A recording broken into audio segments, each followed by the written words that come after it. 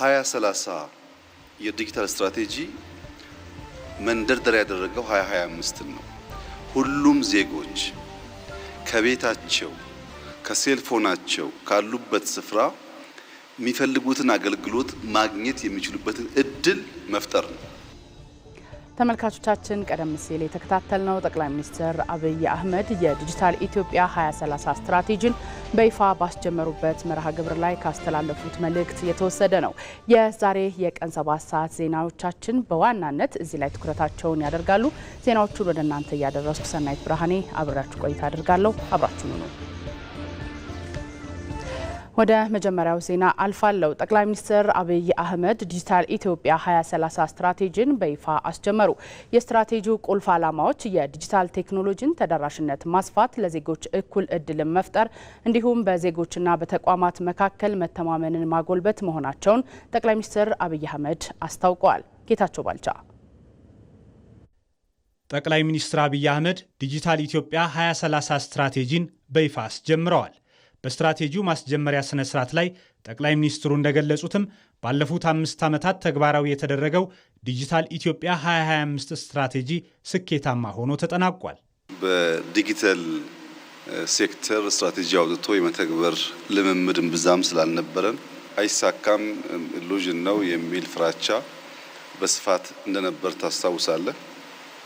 በሚያስደንቅ ሁኔታ ከ5 ዋና ዋና ዘርፎች መካከል አንዱ ስትራቴጂ መሆን አለበት፣ ለኢትዮጵያ ብልጽግና መረጋገጥ አይተኬ ሚና አለው ከሚለው ውሳኔ ጀምሮ ዲጂታልን ከግብርና፣ ከኢንዱስትሪ፣ ከማይኒንግ፣ ከቱሪዝም አስተካክሎ የማየት እይታ ከተጀመረበት ጊዜ አንስቶ ኋላም ስትራቴጂው ተነድፎ የተተገበረበትን መንገድ ስንመለከት ምናልባት በግብርናውም በማይኒንጉም በኢንዱስትሪውም ጥሩ ውጤት እንደመጣ ቢታወቅም የ2025 የዲጂታል ስትራቴጂ 100% በሚባል ደረጃ የተሳካ ስትራቴጂ ነው።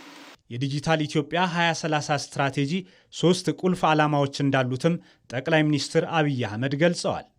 አንደኛው አክሰስ ነው። ሁሉም ዜጎች ከቤታቸው ከሴልፎናቸው ካሉበት ስፍራ የሚፈልጉትን አገልግሎት ማግኘት የሚችሉበትን እድል መፍጠር ነው። ሁለተኛው ኦፖርቹኒቲ ነው። ኢኳል ኦፖርቹኒቲ ባልሰጠንበት መስክ ባልሰጠንበት ሁኔታ እኩል ተጠቃሚ መሆን አይቻልም። በጾታ ወይም በአካል ጉዳት ምክንያት ወይም በርቀት ምክንያት ዜጎች ሊያገኙ የሚገባውን እድል እኩል የሚያመቻች ስርዓት መፍጠር ያስፈልጋል። ይሄ ዲጂታል 2030 አንዱ እንዲያሳካ የሚፈልገው ነገር ኢኳል ኦፖርቹኒቲ ለዜጎች መስጠት ነው። ሶስተኛው እና ዋነኛው ነገር ትረስት ነው።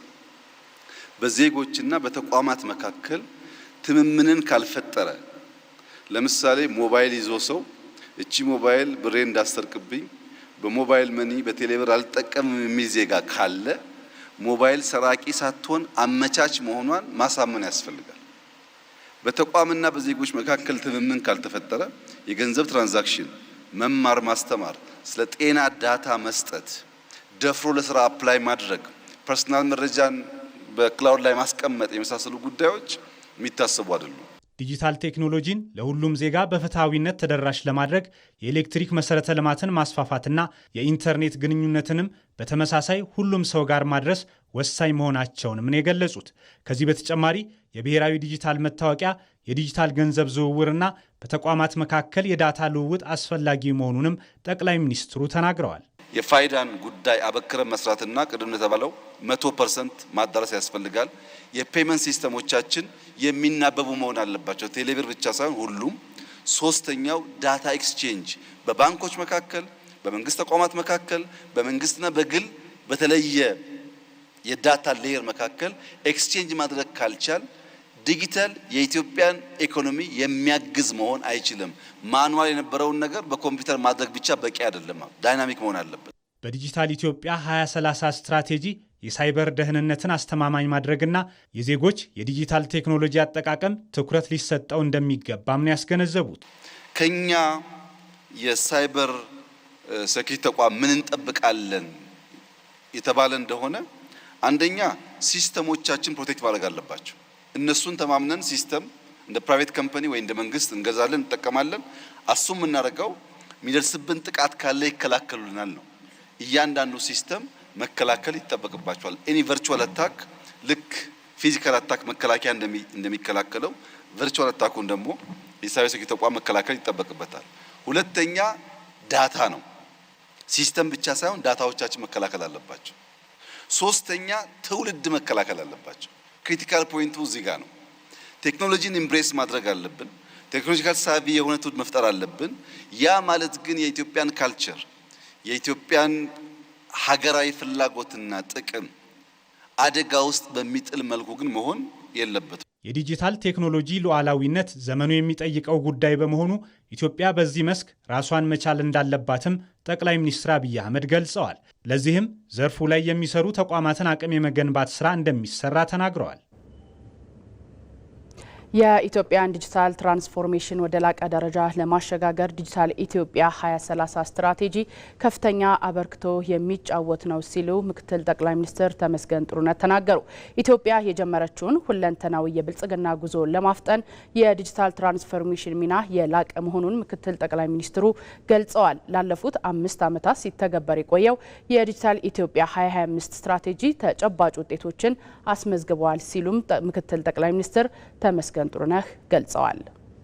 የዲጂታል ኢትዮጵያ 2025 ስትራቴጂ ትግበራ ላለፉት 5 ዓመታት መጠነ ሰፊ ትሩፋቶችን አስገኝቷል። ከነዚህ መካከል የመሰረተ ልማት ማስፋፋት ስራዎች ተጠቃሽ ናቸው። የዲጂታል መሰረተ ልማት አካል የሆነው የኃይል አቅርቦትን ለማሳደግ በተሰራው ስራ ከ6000 ሜጋዋት በላይ ኃይል የማመንጨት አቅም መፍጠር ተችሏል። በቴሌኮም ዘርፍ ከፍተኛ ለውጥ ማስመዝገብ የተቻለ ሲሆን አጠቃላይ ቴሌኮም አገልግሎት ተጠቃሚ ብዛት ከ97 ሚሊዮን በላይ ደርሷል። የኢንተርኔት አገልግሎት ተጠቃሚ ብዛት ወደ 60 ሚሊዮን ተጠግቷል። በሞባይልና ብሮድባንድ አገልግሎቶችም ከፍተኛ ምርታ ማምጣት ችለናል። ከፍተኛ አቅም ያላቸው የዳታ ማዕከሎችንም በመገንባት ወደ ትግበራ ማስገባት ተችሏል። በበርካታ መንግስታዊና የግሉ ዘርፍ አገልግሎቶችም የዲጂታል መሰረተ ልማቶችን በመጠቀም አውቶሜት በማድረግ ግልጽና ቀልጣፋ አገልግሎት መስጠት ተችሏል። ከምንም በላይ እንደ ሀገር የዲጂታል መሰረተ ልማት ግንባታ ስራችን ወጥ፣ ተናባቢ፣ እውቀት መርና ወጪ ቆጣቢ እንዲሆን ለማድረግ የተሰራው ስራ ትልቅ ለውጥ አምጥቷል። የዲጂታል ኢትዮጵያ 2030 ስትራቴጂ የተጀመሩ የዲጂታል ዘርፉ እንቅስቃሴዎች ይበልጥ የሚጠናከሩበትና ተጠቃሚነት የሚረጋገጥበት እንደሚሆንም ነው ምክትል ጠቅላይ ሚኒስትር ተመስገን ጥሩነህ የተናገሩት። ዲጂታል ኢትዮጵያ 2030 ስትራቴጂ በሁላችንም ጥረት፣ ትጋትና ትብብር የተጀመሩ የዲጂታል ውጥኖች በአገር አቀፍ ደረጃ በፍጥነት የሚስፋፉበት፣ ተናባቢ የዲጂታል ስነ ምህዳር የምንገነባበት፣ ዘላቂ የሆነ ዲጂታል እመርታ የምናመጣበት እንዲሁም በስርዓት የተደገፈ አገራዊ ትራንስፎርሜሽን የምናረጋግጥበት እንደሚሆን ይጠበቃል። ዲጂታል ኢትዮጵያ 2030 በሁላችንም ጥረት፣ ትጋትና ትብብር ዜጎችን ማዕከል ያደረገ መንግስታዊ ስርዓት በእጅጉ የሚጎለብትበት፣ ሁሉን አቀፍ አካታች የዲጂታል አገልግሎቶች የሚቀርቡበት፣ ሉዓላዊና ደህንነታቸው የተጠበቀ የዲጂታል ስርዓቶች የሚበራከቱበት፣ የውስጥ ፈጠራን የሚበረታታበት፣ በድምሩ የሀገራችንን የኢኮኖሚ እድገትና ትራንስፎርሜሽን በማሳለጥ ወደምንመኘው ሁለንተናዊ ብልጽግና የምናደርገው ጉዞ በእጅጉ የምናፋጥንበት አውድ ይሆናል። ተመልካቾቻችን አሁን ደግሞ ዲጂታል ኢትዮጵያ 2030 ስትራቴጂ ይፋ በተደረገበት ሰዓት የነበሩ ሁነቶችን በተንቀሳቃሽ ምስል እንከታተል።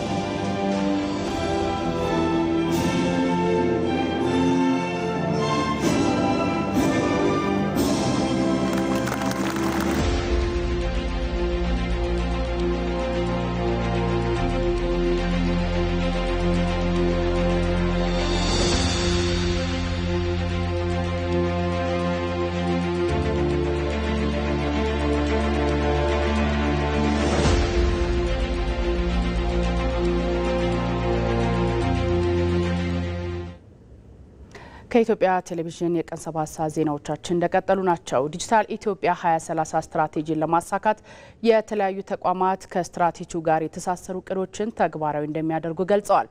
የኢንተርኔት ተደራሽነትን ማሳደግና የሳይበር ደህንነትን ማረጋገጥ ከቁልፍ ተግባራት መካከል መሆናቸው ተገልጿል። ተጨማሪ ያለን ኢትዮጵያ ዲጂታል 2025ን ተግባራዊ አድርጋ ዲጂታል 2030ን እውን ለማድረግ መንገድ ጀምራለች። በዲጂታል 2030 ስትራቴጂ የሞባይል ተጠቃሚ ደንበኞችን ቁጥር 128 ሚሊዮን የ5G ኔትወርክ ሽፋንን ደግሞ ወደ 100 ከተሞች ለማድረስ እንደሚሰራ የኢትዮ ቴሌኮም ዋና ስራ አስፈጻሚ ፍሬህይወት ታምሩ ገልጸዋል።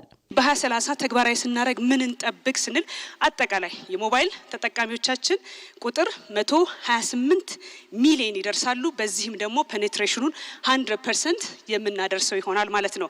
ስለዚህ ቀደም ብዬ የጠቀስኩት 4G ዛሬ ላይ 1030 ከተሞችን ተደራሽ ያደረገው በ2030 ዩኒቨርሳል አክሰስ ይሆናል ማለት ነው። ለምን ካላችሁ ያው እንደምታዩት 99% ስለሚደርስ ማለት ነው። የኢንተርኔት ፔኔትሬሽናችንም እንዲሁም 90% ይደርሳል። ይሄ ማለት ወደ 87 ሚሊዮን የኢንተርኔት ተጠቃሚዎች እንዲኖሩን ያስችላል በመናደርጋቸው ማስፋፊያዎች። እንደምታውቁት ዲጂታል ኢኮኖሚ መገንባት አንድ ነገር ነው። ለእያንዳንዱ ግለሰብ ግን ተደራሽ መሆን ይጠበቅበታል። ስለዚህ ከዚህ ከዲጂታል ኢኮኖሚ ተጠቃሚ እንዲሆን ማህበረሰቡ፣ ግለሰቡ ጠቅላላ እያንዳንዱ ሰው አገልግሎቱን አክሰስ እንዲያደርግ የስማርትፎን ፔኔትሬሽናችን ማሳደግ ይኖርብናል። በዲጂታል ኢትዮጵያ 2030 የሳይበር ደህንነት ስትራቴጂካዊ ትኩረት ተሰጥቶታል ያሉት የኢንፎርሜሽንና መረብ ደህንነት አስተዳደር ዋና ዳይሬክተር ትዕግስት ሐሚድ የዲጂታል የመሰረተ ልማት መገንባት፣ የህዝብ መሰረተ ልማትን ማዘመን፣ የአደጋ ምላሽ መስጫ ማዕከላትን ማቋቋምና የሳይበር ደህንነት ስራን ማጎልበት ላይ እንደሚሰራም ገልጸዋል። ዲጂታል 2030ን ስናሳካ ምን ላይ እንደርሳለን የሚለውን ለማየት ያክል የመጀመሪያው አይበገሬ የሆነ ቁልፍ መሰረተ ልማቶች ሁላችሁም እንደምታውቁት የዲጂታል የመንግስት አገልግሎት፣ የትምህርት ስርዓት፣ ግብርና፣ ጤና ሁሉም ሴክተር የሚጠቀመው መሰረተ ልማት ደህንነቱ የተጠበቀና በቁልፍ ተቋማት ላይ የሚቃጡ ጥቃቶችን የሚበግር ሊሆን ይገባል በሚል አንድ ፒላር አድርገን ይዘናል ማለት ነው። በተጨማሪም በኢመርጂንግ ቴክኖሎጂስ የምንላቸው ኳንተም ሬዚስተንት የሆነ የሳይበር ደህንነትን ማረጋገጥ የሚያስችል የዲጂታል ሲግኔቸር ስርዓት መዘርጋትም እንደ አንድ አውድ ይዘናል ማለት ነው። በተጨማሪ ሴክተሮች እዚህ ያለን የግል ሴክተር፣ ፋይናንስ፣ ዩቲሊቲ ሁሉም የትምህርት ተቋማት በየሴክተራቸው ስለ ሳይበር ሴኩሪቲ ዝግጅት የሚያደርጉበትና ተደራሽ የምናደርግበት የስትራቴጂ ዘመን እንደሆነም ታሳቢ ማድረግ ያስፈልጋል። በ2030 እስከ ታችኛው መዋቅር ድረስ ያሉ አገልግሎቶችን ከፋይዳ ጋር በማስተሳሰር በስትራቴጂው የተቀመጡ ግቦችን ለማሳካት በትኩረት ይሰራል ሲሉም የብሔራዊ መታወቂያ የፕሮግራሙ ዋና አስተባባሪ ዮዳሄ አርአያ ስላሴ ተናግረዋል። የ100% እቅዶች ውስጥ እንግዲህ አንዱና ዋነኛው 100% ፋይዳን ማድረስ ነው። 90 ሚሊዮን በዚህ ሰኔ መጨረሻ 90 ሚሊዮን መድረስ አለብን ብሎ የወረደ እንደ ሀገር ታርጌት አለን ማለት። በተለይ በቀጣይ 2 ሩብ ዓመት ላይ ይሄ 90 ሚሊዮን ታርጌት ከፍተኛ የሆነ አገራዊ ንቅናቄ ያስፈልጋል። ለምሳሌ መሬት ላይ ኦፕሬሽኑን ሊድ ከሚያደርጉ ተቋማት መካከል ኢትዮ ቴሌኮም ወደ ገጠር ለመግባት ሞባይል ኪትስ ተንቀሳቃሽ ኪቶችን ይዘው ለመግባት በጣም ከአስፋልት የራቁ 100-300 ኪሎ ሜትር ርቀት ላይ ያሉ የገጠር ወረዳዎችን ለመድረስ ታርጌት አድርገን በዚህ 6 ወር እየሰራን ነው ማለት ነው። በ2030 የአርቲፊሻል ኢንተለጀንስ ስነ ምህዳርን ማስፋት የሚያስችሉ በርካታ ስራዎች ይሰራሉ ያሉት ደግሞ የኢትዮጵያ አርቲፊሻል ኢንተለጀንስ ኢንስቲትዩት ዋና ዳይሬክተር ዶክተር ወርቁ ጋቸና ናቸው። በዲጂታል ኢትዮጵያ 2030 ላይ የተቀመጠው በተለይ የናሽናል ዲጂታል ትራንስፎርሜሽኑ ዳሽቦርድ ስራዎቻችን የምንከታተለው ደግሞ ቀጥታ በላይፍ በእያንዳንዱ ተቋም የምንከታተልበት የሃየር ኦፊሻልስ ትክክለኛው ዳታ ላይ በመሆን ውሳኔዎችን የሚሰጡበት ስራ ይሰራል ማለት ነው። ዳታዎቹ በተለይ ኤአይን አሲስት ያደረጉ የመሶብ የጀመርነው በመሶብ ላይም ፐርፎርማንሱ የጨመረ እያንዳንዱ ስራዎቻችን እያንዳንዱ የምናስተዳድረው ተቋማት ደግሞ ሎኬሽኑም የምናስተዳድረው የሄልዝ ሴክተር፣ የግብርና ሴክተር፣ የፋይናንሻል ሴክተር ጂኦ ሎኬሽንም ኢንክሉድ ያደረገ ናሽናል ዳሽቦርድ ይኖረናል ነው በዲጂታል 2030 የተቀመጠው። እንደ ዲጂታል 2025 ሁሉ ዲጂታል 2030 ለማሳካት የሁሉም ርብርብ ያስፈልጋል። የዲጂታል ኢትዮጵያ 2030 ስትራቴጂ በተለያዩ ዘርፎች ያለውን ውጤታማነት ይበልጥ የሚያጠናክር መሆኑ ተጠቅሷል። የዲጂታል ዘርፉ ተደራሽነትን ለማጠናከርና ክህሎትን ለማሳደግ ስትራቴጂው ሚናው የላቀ መሆኑ ተገልጿል። አባዲ ወይናይ የዲጂታል 2030 ስትራቴጂ ኢትዮጵያ በዲጂታል ዘርፍ እያከናወነችው ያለውን ዘርፈ ብዙ ተግባር ይበልጥ በማጠናከር ያላትን ተወዳዳሪነት ለማሳደግ የሚያግዝ ነው። ብቁ የሰው ኃይል ማፍራት፣ ተቋማትን ማብቃትና የዘርፉን ተደራሽነት ማረጋገጥ ስትራቴጂው ዓላማ ካደረገባቸው ጉዳዮች መካከል መሆናቸውን ነው በጠቅላይ ሚኒስትር ጽሕፈት ቤት የዲጂታል አማካሪዋ ሚሪያም አሊ የተናገሩት። ዲጂታል ኢትዮጵያ 2030 ግልጽ ዓላማዎች አሉት። አንደኛ ሰዎችና ተቋማትን ማብቃት፣ ሁለተኛ ሁሉን አቀፍ ዲጂታል ተደራሽነት ማረጋገጥ፣ ሶስተኛ አካታች ዲጂታል ኢኮኖሚ እድገት ማፋጠን፣ አራተኛ ኢትዮጵያን ዋና የዲጂታል ኢንቨስትመንት መዳረሻ ማድረግ። እነዚህ አራት ዓላማዎች የዲጂታል ኢትዮጵያ 2030 ስኬት መግለጫዎች ናቸው። እነዚህን ለማሳካት የሚያስፈልጉትን መሰረቶች ሶስት ናቸው። የኤሌክትሪክ ኃይል፣ ኮኔክቲቪቲ እና ትራስት ኦር ታማኝነት። እያንዳንዱ የዲጂታል አገልግሎት፣ እያንዳንዱ ፈጠራ፣ እያንዳንዱ ሲስተም በእነዚህ ላይ የተመሰረቱ ናቸው። ስትራቴጂው በተለያዩ ዘርፎች ያለውን የመጠቀም አቅም ይበልጥ የሚያጠናክር ነው። በተለይም ጠንካራ የታክስ ስርዓት ለመዘርጋትና ቀልጣፋ የንግድ ምህዳር ለመፍጠር እንደሚያግዝ ነው የተገለጸው። ከ20 ሺህ በላይ የነበረውን የንግድ በተለይ በፌዴራል ደረጃ የነበረውን 58 ሺህ በላይ በራሱ እንዲያሳውቅ አድርገናል መሰለኝ። ይሄ እነዚህ በሙሉ በኤሌክትሮኒክ ዘዴ እያሳወቀ ያለ የፌዴራል ግብር ከፋይ ነው ማለት ነው። ሌላኛው ከነዚህ ካሳወቁት ውስጥ የግብር ከፋዮች ምን ያህሉ በኤሌክትሮኒክስ ዘዴ ክፍያ ይፈጽማሉ የሚለውን ስናይ እንግዲህ የ5 ዓመታትን ዳታ እዚህ ላይ እንደምናየው ከ2013 እስከ 2017 ያለውን 6762 የነበረውን አሁን ከ33000 በላይ አድርገናል ማለት ነው። ስለዚህ ይሄ የሚያሳየን ዲጂታላይዜሽንን በመተግበራችን ተጠቃሚውም ወደ ሲስተም እየገባ የመጣበት ነው ማለት ነው። ጥቃቅን ደረጃ ጥቃቅንና አነስተኛ ገበያዎች ወይም ባለሀብቶች የሚሳተፉበት በስፋት በሀገር ውስጥ ብቻ ሳይሆን ሳይገደቡ አጠቃላይ ማርኬቱን ግሎባሊ አክሰስ ማድረግ የሚችሉበት ሁኔታ የሚፈጠር ነው። ዲጂታል ኢትዮጵያ 2030 ላይ ለኢኮሜርስ የሰጠው ትኩረት እንደምታዩት ነው። አንደኛ ወደ 16 የሚሆኑ ተቋማትን አንድ ላይ አሰባስቦ በጋራ እንዲሰሩ አድርጓል። ሁለተኛ ደግሞ ራሱን ችሎ በሴክተር ደረጃ ብዙ ሀገራት ላይ የተለመደ አይደለም፣ በሴክተር ደረጃ ግን ራሱን ችሎ እንዲዋቀር አድርጎታል። ከዚህ በተጨማሪም ዲጂታል ኢትዮጵያ 2030 ስትራቴጂ የዲጂታል ክህሎት ልማቱን ለማፋጠን እንዲሁም ተቋማት በዲጂታል አሰራር ይበልጥ እንዲተሳሰሩ እንደሚያስችል ተጠቅሷል። የዲጂታል ኢትዮጵያ 2030 ስታርታፕን ለስራ ፈጠራ እንደ ኢንጂን፣ ለሴክተሮች ትራንስፎርሜሽን ደግሞ እንደ መሪ፣ ለውጭ ጉዳይ በተለይ ደግሞ ቴክኖሎጂ ቤዝድ ለሆኑ የፎሬን ዳይሬክት ኢንቨስትመንቶችና ኤክስፖርቶች እንደ ዋና አንቀሳቃሽ ነው ብሎ አስቀምጧል። ሀገራችን በዓለም አውድ ውስጥ ለሚኖራት ተወዳዳሪነት የክህሎት ልማት ጉዳይ ልክ እንደ ዘር ይታያል።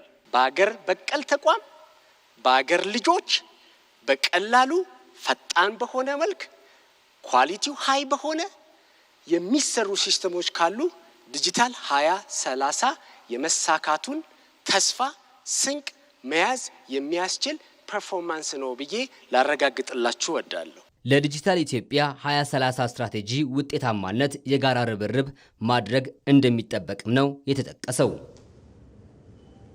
ዲጂታል ኢትዮጵያ 2025 በስኬት መጠናቀቁ ተገልጿል። ዲጂታል ኢትዮጵያን ለመገንባት በተሰጠው ትኩረትም መሰረተ ልማት የማሟላት ስራዎች በስፋት ተከናውነዋል። በዲጂታል ኢትዮጵያ 2025 ስትራቴጂ የተገኙ ስኬቶች ምን ይመስላሉ? በቀጣይስ ምን ሊሰራ ይገባል? የሚለውን ደግሞ መቅደላዊት ደረጀ አዘጋጅታለች። እንከታተል። ባለንበት የዲጂታል ዓለም በእጅ ስልኬ ክፍያን መፈጸም፣ በግል ኮምፒውተሬም የሰነዶች ዝውውርን ማከናወን እችላለሁ። አሁን ላይ ዓለማችን ባልተጠበቀ ፍጥነት የአራተኛውን የኢንዱስትሪ አብዮት እያካሄደች ትገኛለች። በዚህ ውስጥ ታዲያ ሀገራት የዲጂታል ቴክኖሎጂ ለማስፋፋት ትልቅ ትኩረት ሰጥተው እየሰሩ ይገኛሉ። ጊዜ የሚፈጁና አነስተኛ ውጤት ያላቸው ማኑዋል አሰራሮችም ቅልጥፍናን በሚፈጥሩና በአንድ ጊዜ ብዙ ውጤት በሚያስገኙ ቴክኖሎጂዎች እየተተኩ ነው። ኢትዮጵያም ዜጎችን ከዚህ ክስተት ተጠቃሚ ለማድረግና ወጣቶችን በአዲሱ የዓለም ስርዓት ውስጥ ስኬታማ እንዲሆኑ እየሰራች ትገኛለች። የዚሁ አካል የሆነው የዲጂታል ኢትዮጵያ ስትራቴጂ 2025 ተቀርጾ ተግባራዊ ሲደረግም ቆይቷል። በዚህም አጠቃላይ ኢኮኖሚው በዲጂታል ቴክኖሎጂ የሚታገዝበት ስርዓት እየተዘረጋ ነው። እናም ለዚህ የዲጂታል ኢትዮጵያ ጉዞ አስቻይ ሁኔታዎችን ለመፍጠር በትኩረት እየተሰራበት ይገኛል። ዲጂታል ኢትዮጵያ ስትራቴጂ እንዲኖረው በሁሉም ተቋማት ተሰናስሎ እንዲመራ የተፈለገበት ዋናው ምክንያት የነበርንበት ሁኔታ ነው፣ የነበርንበት ችግር ነው። ከዚህ ችግር ለመውጣት የተለመደው ተራ ተርታ እሳቤ ወይም በሰዎች ኮንሽስ ማይንድ ሲታሰብ የነበረው ያስተቃቀድና የአሰራር ስርዓት ብዙ ርቀት ሊወስደን ስለማይችል የተደበቀውን ያልተለማመድነውን ሰዎች ዋኮ የሚሉትን ወጣ ያለውን የአሰራር ስርዓት መከተል የግድ ይጠይቅ ነበር።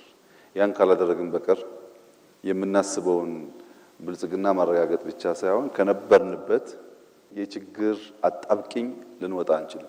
ዲጂታል ኢትዮጵያን ለመገንባት በተሰጠው ትኩረትም አስፈላጊ መሰረተ ልማቶችን የማሟላት ተግባራት እየተሰሩ ይገኛሉ። የኤሌክትሪክ መሰረተ ልማትን ማስፋፋትና የቴሌኮም አውታሮችን መዘርጋት በዚህ ረገድ በጉልህ የሚጠቀሱ ናቸው። የመሰረተ ልማቶች ችግር እየተቀረፈ በመምጣቱም አሁን ላይ የዲጂታል አገልግሎቶች ተጠቃሚዎች ቁጥር እየጨመረ ይገኛል። ከዲጂታል ኢኮኖሚ ግንባታ ትሩፋቶች በትልቁ የሚነሳው በኤሌክትሮኒክ የሚደረገው የገንዘብ ዝውውር አንዱ ነው።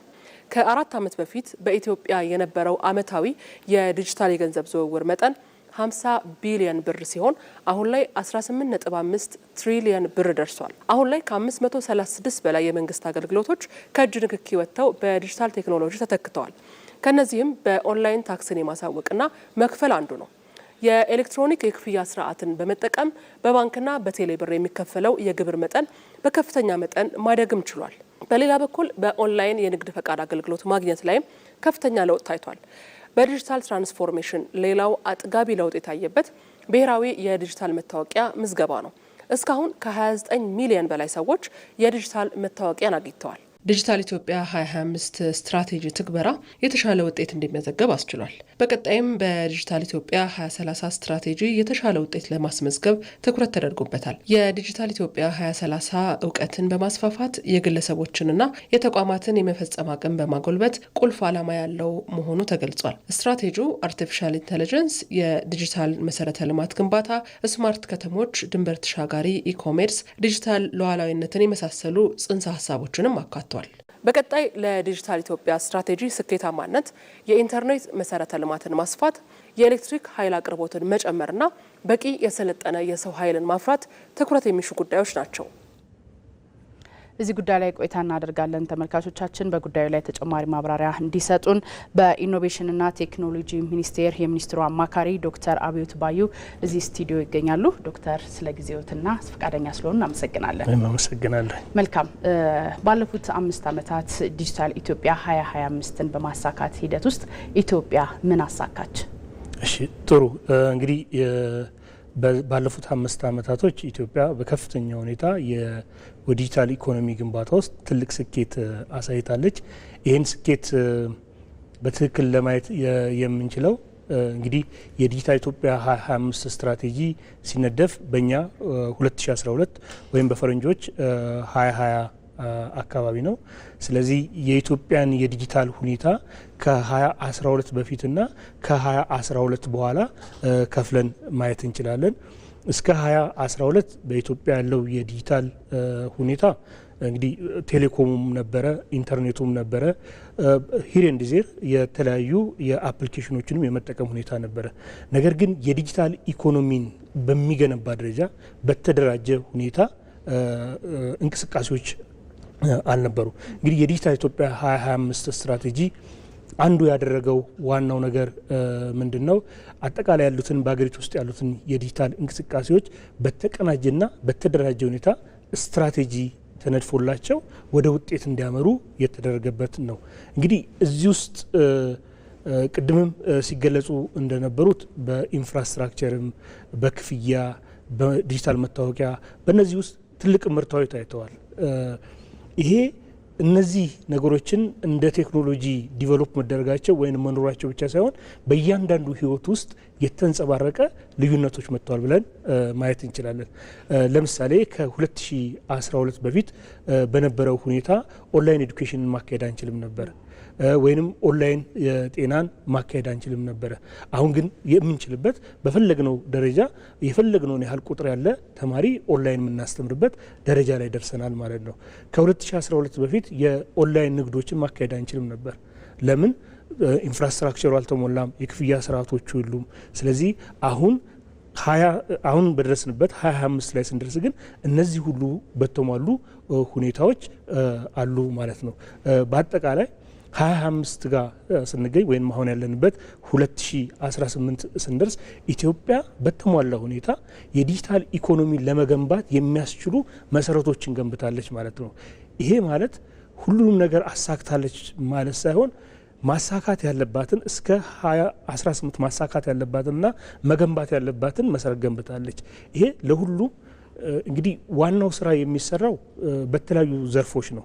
እነዚህ ዘርፎች ስራቸውን ሊሰሩ ወደ ዲጂታል ኢኮኖሚ ሊቀላቀሉ ግለሰቦች ወደ ዲጂታል ኢኮኖሚ ለመቀላቀል እንኳን ከፈለጉ የተሟላ የዲጂታል መሰረተ ልማት አለ ማለት ነው። ስለዚህ የዲጂታል ኢትዮጵያ 2025 ለኢትዮጵያ የዲጂታል ኢኮኖሚ ለመገንባት የሚያስችለው መሰረት በተሳካ ሁኔታ ገንብቶ ተጠናቋል ማለት እንችላለን ማለት ነው። መልካም እንግዲህ በትናንትናው ምሽት ዲጂታል ኢትዮጵያ 2030 በይፋ ተጀምሯልና የዲጂታል 2030ን ከማላቅ አኳያ በዲጂታል ኢትዮጵያ 25 የተገኙትን ከማላቅ አኳያ ምን አይነት ጠቀሜታ ይኖረዋል? የዜጎችን ተጠቃሚነት በማረጋገጥ የሚለውን የዲጂታል 2030 እስኪ እንመልከተው። እንግዲህ የዲጂታል 2030 ስትራቴጂ ሲቀረጽ በዲጂታል 2025 ስትራቴጂ የተገኙ ውጤቶችን መሰረት በማድረግ ነው። የመጀመሪያው የስትራቴጂው መሰረት ያደረገው ይሄን ነው።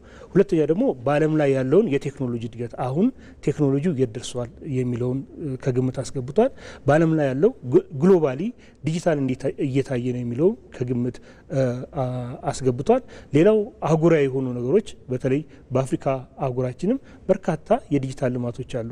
እነዚህን ሁሉ አንድ ላይ በመውሰድ የዲጂታል ኢትዮጵያ 25ን መሰረት በማድረግና አሁን ያሉ አገራዊ የልማት ፍላጎቶችን አንድ ላይ በማድረግ የተቀረጸ ስትራቴጂ ነው።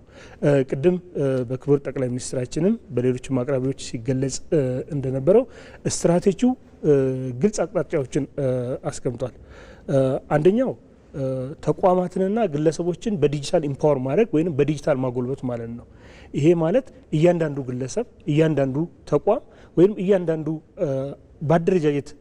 አደረጃጀቶች ከተሞችም ይሁኑ ክልሎችም ይሁኑ ዞኖችም ይሁኑ በዲጂታል ኢምፓወር ይደረጋሉ ነው። እንግዲህ በዲጂታል ኢምፓወር ማድረግ ማለት ምን ማለት ነው?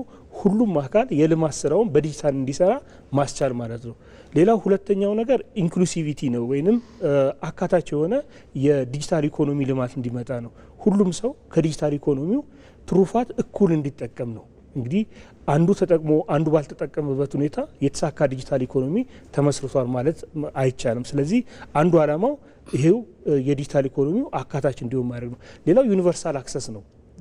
ሁሉም ሰው ለኢንተርኔት ተጠቃሚ እንዲሆን ማድረግ። ይሄ ማለት ኢንተርኔት በአካባቢው እንዲኖር ማድረግ ብቻ ማለት አይደለም።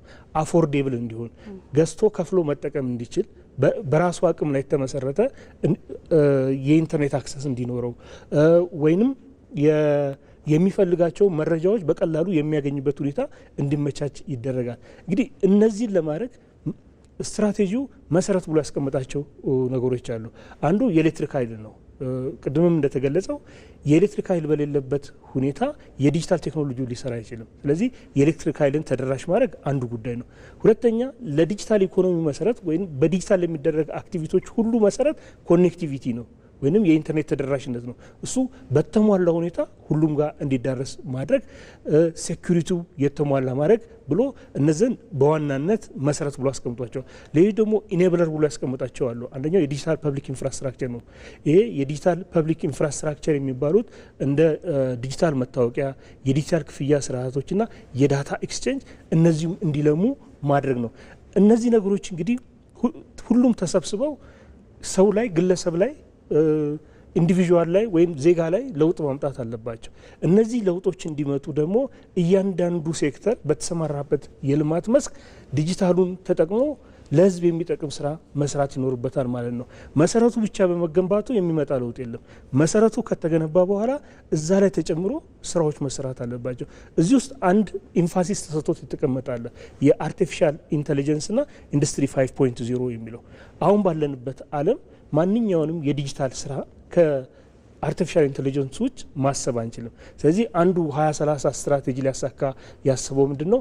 በተሟላ ሁኔታ አርቲፊሻልን ለሀገራዊ ልማትና ለግለሰቦች ተጠቃሚ እንዲሆኑ በሚያስችል ደረጃ ማድረስ ነው የሚል ነው ማለት ነው። መልካም ዶክተር አብዮት ባዩ በኢኖቬሽንና ቴክኖሎጂ ሚኒስቴር የሚኒስትሩ አማካሪ ለሰጡ ማብራሪያ እጅግ አድርገን እናመሰግናለን። አመሰግናለሁ። ኢትዮጵያ ባለፉት ዓመታት የተገበረችው ዲጂታል ኢትዮጵያ 2025 ስትራቴጂ ለዲጂታል ኢኮኖሚ ግንባታ ከፍተኛ ድርሻ እንዳበረከተ ተገልጿል። ስትራቴጂው መንግስታዊ አገልግሎት በቴክኖሎጂ ታግዞ እንዲቀላጠፍና የዲጂታል የፋይናንስ አገልግሎት እንዲያድግ መደላደልን ፈጥሯል። ባየሙላት ተጨማሪ አለው።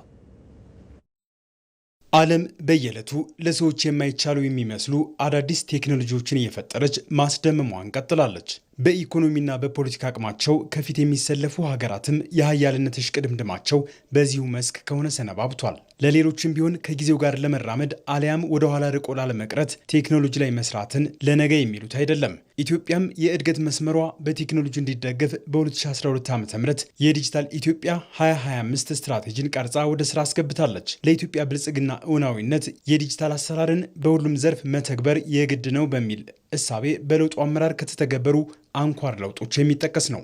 ዲጂታልን እንደ አንድ ስትራቴጂ እንደ አንድ ፒላር ካልወሰድን በስተቀረ በምናስበው ፍጥነት ከችግርም አንወጣም፣ ወደ ብልጽግናም ጉዟችን ይዘገያል ወይ ይደናቀፋል። ለምሳሌ ግብርና መር ያልነው የኢኮኖሚ አካሄድ ዲጂታሉን ከዘነጋ፣ ዲጂታሉ እንደ አንድ ፒለር ካልተወሰደ ብዙ ርቀት ሊወስደን አይችልም። በዚያ ምክንያት ብዝሃ ዘርፍ መሆን አለበት። ኢንዱስትሪው፣ ግብርናው፣ ማይኒንጉ፣ ቱሪዝሙ፣ ሞስት ኢምፖርታንትሊ ቴክኖሎጂ ለራሱም ለነዚህም ደግሞ እንደ መሰረት ሆኖ ማገልገል አለበት የሚል በአምስቱ ዋና ዋና የመንግስታችን እቅድ ውስጥ አንዱ ሆነ። በስትራቴጂው የ5 ዓመታት ትግበራ በቴክኖሎጂ ስልጡን ማህበረሰብ መፍጠር ከግቦቹ መካከል ይጠቀሳል። በዚሁ መንገድ ኢትዮጵያ ቢሊዮን ዶላሮችን አውጥታ የሌሎችን ቴክኖሎጂ የመግዛት ሽሚያ ውስጥ ባትገባ እንኳን ቴክኖሎጂ አፍላቂ የሆነ ዜጋ እየፈጠረች ነው። ኢትዮጵያ 40 ቢሊዮን ዶላር ለአርቲፊሻል ኢንተለጀንስ ኢንቨስት አደርጋለሁ ማለት አትችልም። ቢያንስ አሁን ግን ከ120 ሚሊዮኑ 20 በጣም ካነሰ 10 በጣም ካነሰ 5 ሚሊዮን ቴክኖሎጂካል ሳቪ የሆነ ለቴክኖሎጂ የቀረበ ትውልድ መፍጠር ግን ትችላለች።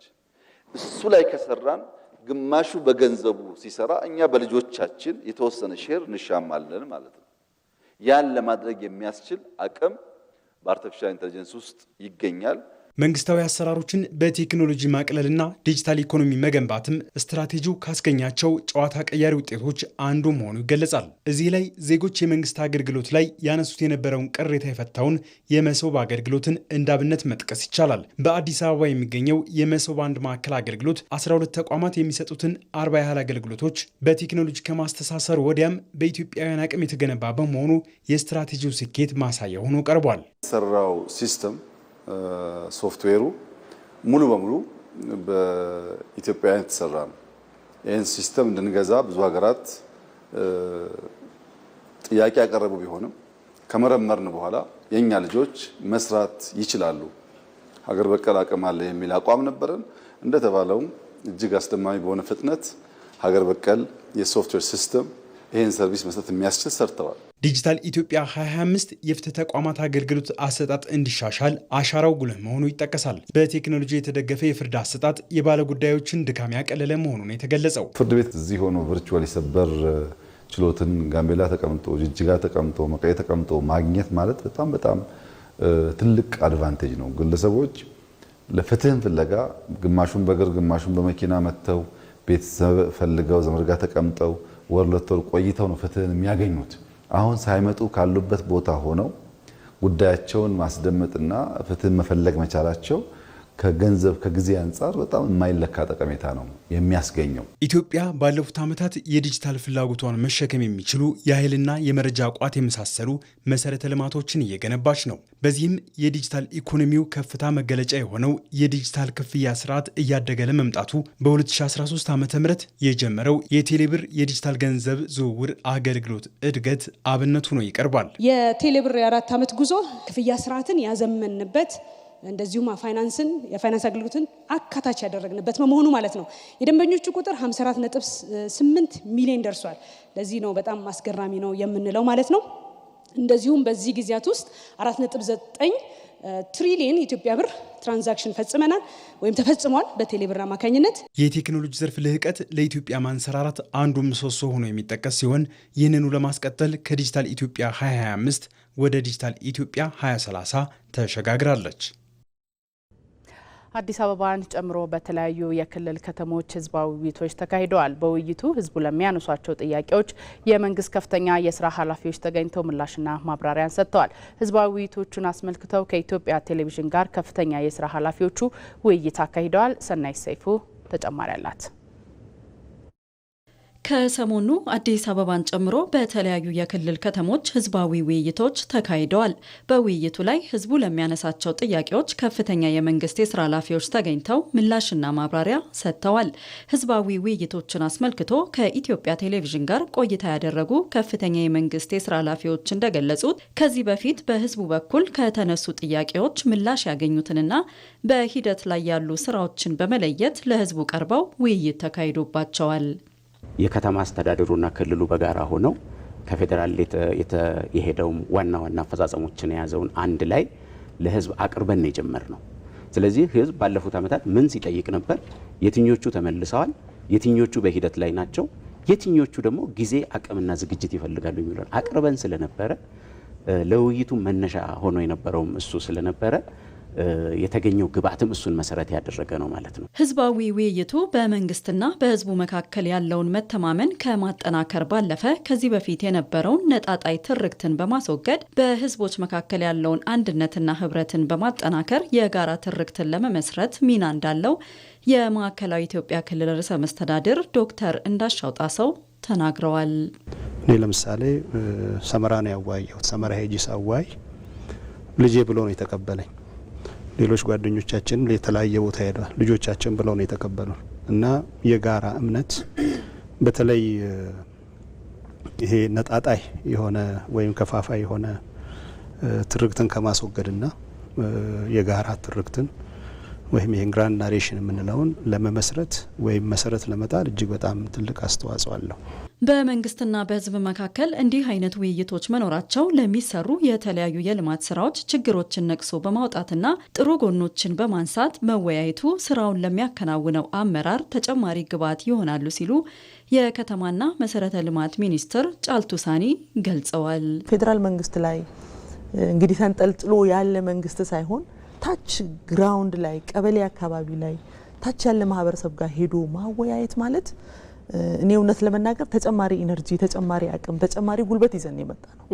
ምክንያቱም እኛ የሰራናቸው የልማት ስራዎች ቅድም ለማንሳት እንደተሞከረው በተለይ እኔ የከተማና መሰረተ ልማትን እንደሚመራ እንደማስተባብር ሰው ከተማ ልማት ላይ የመጣውን አጠቃላይ መሰረተ ልማት ላይ የመጣውን ከከተሞች ኮሪደር አኳያ የተገለጠውን የክልሎች የከተማ ፖቴንሻል እና የአገር ማንነት ከኔ በላይ ህዝቡ ሲገልጽ ያንን ቁጭ ብሎ ማዳመጥ እጅግ የሚያስደስት ነው። ተጨማሪ ጉልበት አግኝተን የመጣ ነው።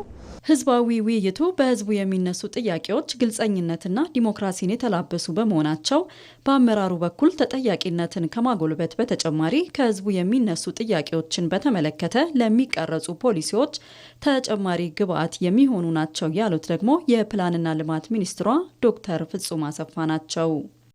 እንደ መንግስት ለህዝቡ ፖሊሲ እንቀርጻለን፣ እቅድ እናወጣለን፣ ፕሮግራሞችን እንቀርጽና የህዝቡ ጥያቄን ይመልሳል፣ የልማት ጥያቄን ኢኮኖሚያዊ ይሁን ማህበራዊ ልማት ጥያቄን ይመልሳል ብለን ምንሰራቸው ግራንድ ነገሮች እንዳሉ ሁሉ በተለይ በጣም ኢላማውን የመታ ስራ ህዝቡ ምንድነው ኤግዛክትሊ የሚፈልገው? እስካሁን የሰራነው ነገር አለ?